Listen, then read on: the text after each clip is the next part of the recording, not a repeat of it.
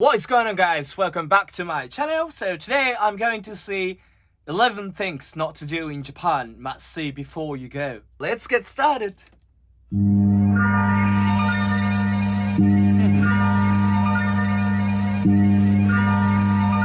It's creative, bro. It's creative. Japan has a rich and complex culture that make it a No, it's not related to that video, but suddenly Vietnamese coming up, so I will delete it. Alright, never mind. favorite travel destination of many, but it also makes the country really easy for tourists to embarrass themselves in. Here are 11 things that you should absolutely not do while in Japan. Absolutely not to. There ain't such thing in Japan. You can do whatever you want. If it's not criminal, though. Number 1. Don't tip. Tipping is not a part of Japanese culture, and someone will probably come running after you with your money if you Yeah, it comes every time, you know. But as I've said in the kind of previous video, tip is not a taboo. Some people do give tips, right? I give tips to taxi drivers or the kind of really nice restaurant. We just normally don't give it. We can't give it. So this is not obviously a taboo, right? do. Now in some restaurants you'll see a vending machine where you just insert your money and you choose whatever food item you want, so there's actually no waiter that you could tip. Either way, don't leave a tip because it's actually This is just ramen shops or some of the small restaurant we've got vending machine, so considered insulting to the waiter. Number 2, cover your tattoos. Tattoos in Japan. No way. Yeah, of course, there are some conservative people, especially in the kind of older ages, who really think tattoo is not a good thing. But you know, this is just an art. This is just kind of lifestyle. I really love tattoo. I really love to see tattoo on in the future. Probably I've got tattoo in my body in the future, probably. So this is not also taboo. But yeah, please note, if you've got tattoo in your body and if you want to go into the kind of hot spring or some of the places, some people do reject people who have tattoo in their body, like hot spring or pools, public pools. Yeah, this is because tattoo is used to be a kind of yakuza thing. But this is not obviously a taboo, you know. You shouldn't hide it. You shouldn't hide it. Show me your beautiful tattoos. I really love to see it, so never mind. Japan are generally associated with criminals and yakuza. Because of this, tattoos are frowned upon in Japanese society, and most pools and bathhouses bar anyone with a tattoo from entering. Number 3, don't hand cash to cashiers. Now this may seem like a contradictory statement, but in Japan, almost every convenience store will use a tray that you're supposed to place the money. I normally hand cash to cashiers. I normally hand, so yeah, I sometimes put it on the tray, and also because of Corona, we normally put on the tray in these days, but this is not also a kind of strictly kind of taboo thing, so Money on. I don't think it's true. This is used out of convenience so that the coins don't fall everywhere, and also so that everyone can see exactly what's happening with the money at all times. Oh, Shibuya. Number 4, Japanese-only restaurants. Now this may seem kind of crazy. Oh, fuck. This is a crazy thing, isn't it? You know, Japanese-only restaurant. I don't think there are those things in Tokyo still. And you know, they're gonna lose profits if they make restaurants Japanese only. But some Japanese restaurants will not allow any foreigners into their establishments. That is because while the Japanese can be very friendly and welcoming, there are some aspects of their culture that make them a little xenophobic. There's really no way to tell whether or not a restaurant is Xenophobic restaurant. I haven't seen it. Yeah, in Tokyo especially. Japanese only, but you'll know pretty quickly as soon as you walk in. Usually what happens is a waiter will wave his or her hand. Okay, right. Here's the deal. If you come to Japan and if you find Japanese only restaurant, call me. I will go to the restaurant and negotiate with the kind of owner directly, and just call me. Hands no, you'll be told to leave, or any combination of those.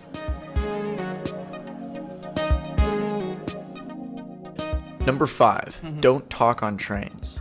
The volume of Right, it's not seen as a good manner to talk on the phone in a train, but we do talk between friends. Yeah. I think people who blame talking on the train is just the kind of crazy guys, I fucking hate them, You shouldn't mind about talking on a train. of your voice is extremely important in Japan, as everyone is hyper aware and very respectful that they share their space with others. That means I also hate kind of quiet trains. I really love kind of noisy underground in London and metro in Paris. talking loudly or speaking on the phone in trains is a definite no, and you should avoid it as best you can. Number 6, proper chopstick use. This is a big one because chopsticks are used to eat almost everything. That's a bit important, My mother taught me many things about using chopsticks, so we just don't, for example, put the chopstick and apply in a kind of rice or something. In Japan. The main things not to do with your chopsticks are not to eat directly from common dishes. Always take the food and put it on your plate first and then eat it. Don't point chopsticks at people as is considered very rude. Don't cross them and don't leave them sticking out of a rice bowl as that is part of funeral ceremonies. And don't rub your chopsticks together after you break them apart because that's rude and disrespectful to the chef by assuming he purchases poor quality chopsticks. Shibuya again. Number 7, don't wear shoes in the house. Like most people, the Japanese don't want the dirt from outside getting in the house. They take it one step further though and provide slippers and shoe cubbies at the front door. Even some restaurants will ask customers to take their shoes off before coming inside. Number 8, drinking etiquette. This is a big one if you go out with any Japanese while in Japan. There are subtle rituals that show respect towards the person you're drinking with. The first is whenever you receive a drink, always receive it with 2 hands to show respect towards the person. This is a kind of cultural thing, so yeah, this is right. If you're a foreigner and if you break the rules, like etiquette thing in Japan, we don't blame it.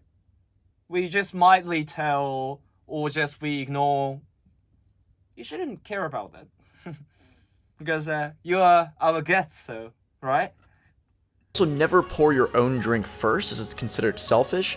You should pour others' drinks, and then put the bottle down and someone else will take it up and pour your drink for you. If you're not trying to get absolutely hammered, make sure that when you're done, you leave your drink full. Because the way it works is whenever someone sees an empty glass, they'll just immediately pour you another one. Things can get crazy pretty quickly if you're not careful. It's in Harajuku. Number 9, how not to eat sushi. Fish have been the central part of the Japanese diet for centuries, and they've developed tons of different ways to better enjoy the fish, so it's not a bad idea to get to know some of them. The first mistake that most people make is ordering a bunch of sushi at once, instead of a little bit at a time, which they recommend. That's because the temperature of the fish actually matters, and you're supposed to eat it as soon as it comes onto your plate. That's why you sit right at the bar. Yeah, that is right. I really love sushi, and the important thing about eating sushi is how fresh it is. So that's why you shouldn't order too many at once.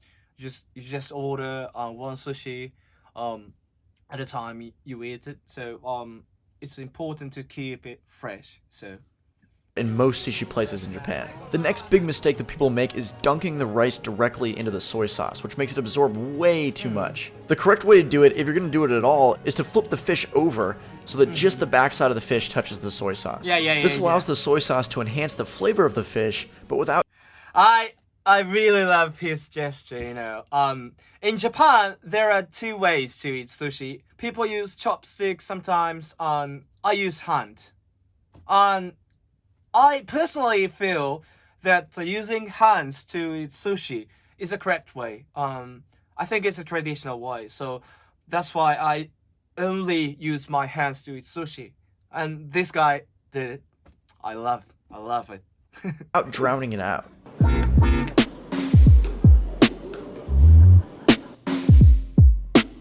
Heavy face. Number 10. Don't expect to use your card. Japan is a cash-based society.